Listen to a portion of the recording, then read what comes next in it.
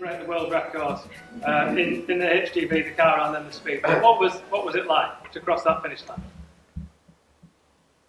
For someone you can't see to drive a lorry over 100 miles an hour would seem pretty ridiculous. Someone who wanted to be a racing driver when he was a little boy is the most exhilarating experience I achieved. To achieve an ambition, whether you've got a disability or not, is very fulfilling. It helps your self-esteem and it helps your self-worth. Chase my dreams and catch them is the best I can do for me. Well, I'm doing the best I can for myself.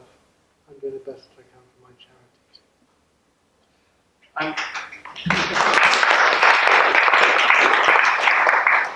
And what came first? Was it the records first or was it the charity first? How did it all come about and what does your charity do? The records came first, and through the records and my notoriety, if that's the right word, within the community and in particular the disability community, I met a lot of people who have become disabled in adult life. And one of the consequences of our disability is that they lost their licence and the independence of being able to just get in their car and go where they wish. And that started me to think about how I could deliver the excitement and enjoyment I enjoy and give them back for a few minutes that exhilaration of driving a car again. So the charity came about through listening to people telling me how much they miss driving and how much they'd love to be able to do it again. We build race cars and off-road cars that allow people like that to enjoy the excitement and the fulfilment of driving on a road circuit with a qualified instructor.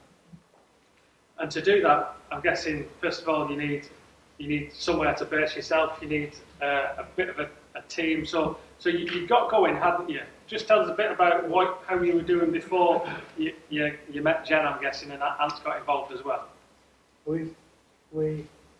Myself and my colleague John, started with an idea, and that's all we had. We also had full-time jobs, and we soon recognised fairly early on that we couldn't achieve our goals from our idea if we were going to continue to work full-time. So we gave up our daytime jobs. And for myself, I was a bank manager, senior bank manager at High Street Bank. I came to a crossroads in my life, and if I want to succeed in doing the sort of things that you just hear people talking about, then I'd have to take a chance and give up the day job and start a charity. We started the charity. We found that the first thing we did need was somewhere to start to trade from, and we were very fortunate to be introduced to Jen, and thankfully she liked what we did. She liked us. And she provided and sourced premises that we could operate from without the burden of overheads because we had no money. From having that security of trading, and we know that we had each week, each month and each year to date, we had somewhere we knew we could operate from. That gave us the backbone to go and source the funding for our cars. To date we have 3 cars and another one on order, and probably by this time next year we'll have 5 or 6. Once you start having the cars, the next thing was to where can we put them? Okay, Jen, I need somewhere to put my cars.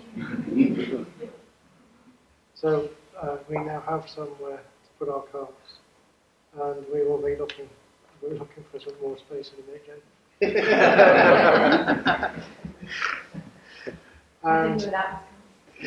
Jen. From having our cars, we can then deliver our experiences. And it's when you start delivering the experiences that you realise that the people I've been talking to 10, 12, 11, 12, 13 years ago was actually the case. We've heard about changing people's lives. Disability changes people's lives. It doesn't change them, it devastates them. We provide a stepping stone back to self-respect, self-esteem and self-worth. We show the impossible, and working through Antz Network, we deliver the impossible more easily every day.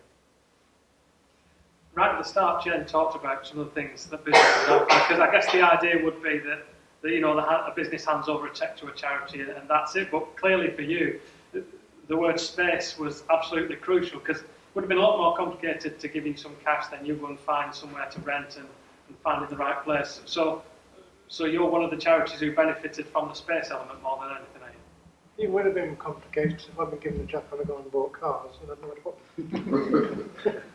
I'd like to go back to keeping it simple as well. Jen touched upon earlier the pen she showed you. That blind man wasn't me that built that pen. That blind man was a guy that we met by accident who lost his sight through a virus. He was in his 30s, a family man. He had a full-time job in the motor industry, and within the space of 3 weeks, he had no job, no sight, and no hope. He came to drive our car, and from the day he drove his car, it began to grow hope. He came to me and said, I'd like to raise money for your charity, because what you did for me is changing my life. He came and showed me the pen he built, whilst in his garage learning to use a lathe. And he has now built and provided us with over £1,000 worth of pens that our charity desperately needed. Moving forward from that experience, he has become one of our most active volunteers. From someone who's practically housebound because he had no confidence, he is out now constantly as an ambassador for Speed of Sight charity. When he also recognised another need we had through talking to me, that we need at some point a van to carry all the gear we take when we're going to do a track experience. We can't afford a van at the moment. Through his endeavours, he has found a lease company that would lend us a van anytime we need one for our events. So that pen not only changed his life, but it brings money in for us. It's simple. It works as a chain reaction. And how crucial is it to, well, your survival for a start, and then your hopes for the future, that connections like that are made, and one kind of idea leads to another relationship, which leads to another business, perhaps? It is crucial because the charity didn't come about through me thinking it was a great idea. Charity came about through people asking for it. We can only deliver what they ask for if we can engage with people like Jen and the contacts that she has. Okay, thank you, Mike.